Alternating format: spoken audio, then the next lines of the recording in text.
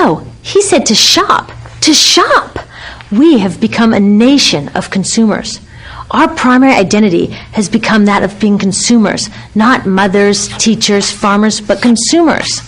The primary way that our value is measured and demonstrated is by how much we contribute to this arrow, how much we consume. And do we?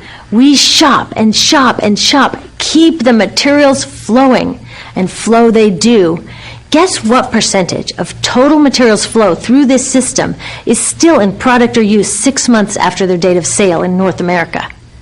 50%? 20? No, 1%. 1. In other words, 99% of the stuff we harvest, mine, process, transport, 99% of the stuff we run through this system is trashed within 6 months. Now, how can we run a planet with that level of materials throughput? It wasn't always like this. The average U.S. person now consumes twice as much as they did 50 years ago. Ask your grandma. In her day, stewardship and resourcefulness and thrift were valued. So how did this happen? Well, it didn't just happen. It was designed. Shortly after World War II, these guys were figuring out how to ramp up the economy. Retailing analyst Victor Lebeau articulated the solution that's become the norm for the whole system. He said, our enormously productive economy demands that we make consumption our way of life, that we convert the buying and use of goods into rituals, that we seek our spiritual satisfaction, our ego satisfaction in consumption. We need things consumed, burned up, replaced, and discarded at an ever-accelerating rate. President Eisenhower's Council of Economic Advisors chairman said that the American economy's ultimate purpose is to produce more consumer goods. More consumer goods? Our ultimate purpose?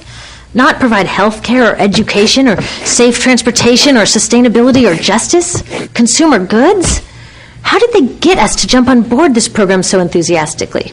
Well, 2 of their most effective strategies are planned obsolescence and perceived obsolescence. Planned obsolescence is another word for designed for the dump. It means they actually make stuff to be useless as quickly as possible, so we'll chuck it and buy a new one. It's obvious with things like plastic bags and coffee cups, but now it's even big stuff. Mops, DVDs, cameras, barbecues even, everything. Even computers. Have you noticed that when you buy a computer now, the technology is changing so fast that in just a couple of years, it's actually an impediment to communication? I was curious about this, so I opened up a big desktop computer to see what was inside. And I found out that the piece that changes each year is just a tiny little piece in the corner. But you can't just change that one piece because each new version is a different shape. So you got to chuck the whole thing and buy a new one. So I was reading industrial design journals from the 1950s when planned obsolescence was really catching on. These designers are so open about it. They actually discuss how fast can they make stuff break that still leaves the consumer having enough faith in the product to go out and buy another one. It was so intentional. But stuff cannot break fast enough to keep this arrow afloat. So there's also perceived obsolescence.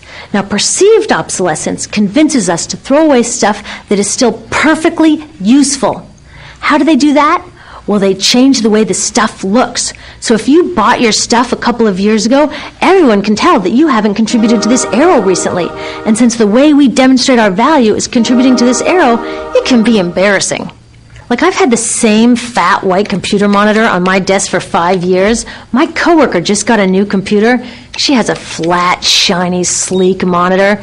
It matches her computer, it matches her phone, even her pen stand. She looks like she's driving in Spaceship Central, and I look like I've got a washing machine on my desk. Fashion is another prime example of this. Have you ever wondered why women's shoe heels go from fat one year to skinny the next to fat to skinny?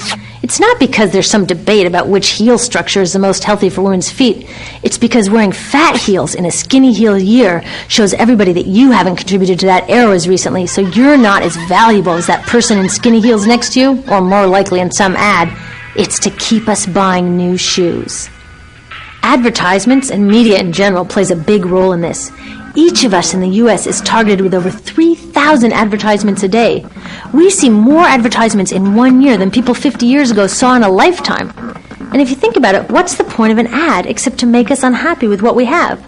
So 3,000 times a day, we're told our hair is wrong, our skin is wrong, our clothes are wrong, our furniture is wrong, our car is wrong. We are wrong, but it can all be made right if we just go shopping. Media also helps by hiding all of this and all of this. So the only part of the materials economy we see is the shopping. The extraction, production, and disposal all happens outside of our field of vision. So in the U.S., we have more stuff than ever before, but polls show that our national happiness is actually declining. Our national happiness peaked in the 1950s, the same time that this consumption mania exploded. Interesting coincidence. I think I know why. We have more stuff, but we have less time for the things that really make us happy. Friends, family, leisure time. We're working harder than ever. Some analysts say we have less leisure time than any time since feudal society. And do you know what the two main activities are that we do with the scant leisure time we have? Watch TV and shop. In the U.S., we spend 3 to 4 times as many hours shopping as our counterparts in Europe do. So we're in this ridiculous situation where we go to work, maybe 2 jobs even, and we come home and we're exhausted, so we plop down on our new couch and watch TV, and the commercials tell us, you suck, so you got to go to the mall to buy something to feel better, and then you got to go to work more to pay for the stuff you just bought, so you come home and you're more tired, so you sit down and you watch more TV, and it tells you to go to the mall again, and we're on this crazy work, watch, spend treadmill, and we could just stop. So in the end, what happens to all the stuff we buy anyway? At this rate of consumption, it can't fit into our houses, even though the average house size has doubled in this country since the 1970s. It all goes out in the garbage. And that brings us to disposal. This is the part of the materials economy we all know the most because we have to haul the junk out to the curb ourselves. Each of us in the United States makes 4.5 pounds of garbage a day. That's twice what we each made 30 years ago. All of this garbage either gets dumped in a landfill, which is just a big hole in the ground, or if you're really unlucky, first it's burned in an incinerator and then dumped in the landfill. Either way, they both pollute the air, land, water, and don't forget, change the climate. Incineration is really bad. Remember those toxics back in the production stage? Well, burning the garbage releases the toxics up into the air. Even worse, it makes new super toxics, like dioxin. Dioxin is the most toxic man-made substance known to science, and incinerators are the #1 source of dioxin.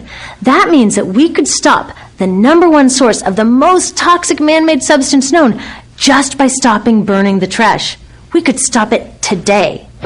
Now, some companies don't want to deal with building landfills and incinerators here, so they just export the disposal too. What about recycling? Does recycling help? Yes, recycling helps. Recycling reduces the garbage at this end, and it reduces the pressure to mine and harvest new stuff at this end. Yes, yes, yes, we should all recycle, but recycling is not enough. Recycling will never be enough for a couple reasons. First, the waste coming out of our houses is just the tip of the iceberg. For every 1 garbage can of waste you put out on the curb, 70 garbage cans of waste were made upstream just to make the junk in that 1 garbage can you put out on the curb. So even if we could recycle 100% of the waste coming out of our households, it doesn't get to the core of the problems. Also, much of the garbage can't be recycled, either because it contains too many toxics or it's designed not to be recyclable in the first place. Like those juice packs, where they have layers of metal and paper and plastic all smushed together, you can never separate those for true recycling. So you see, it is a system in crisis. All along the way, we are bumping up against limits. From changing climate to declining happiness, it's just not working. But the good thing about such an all-pervasive problem is that there are so many points of intervention. There are people working here on saving forests and here on clean production, people working on labor rights and fair trade and conscious consuming and blocking landfills and incinerators, and very importantly, on taking back our government so that it really is by the people and for the people. All of this work is critically important, but things are really going to start moving when we see the connections, when we see the big picture. When people along the system get united, we can reclaim and transform this linear system into something new, a system that doesn't waste resources or people. Because what we really need to chuck is that old school throwaway mindset.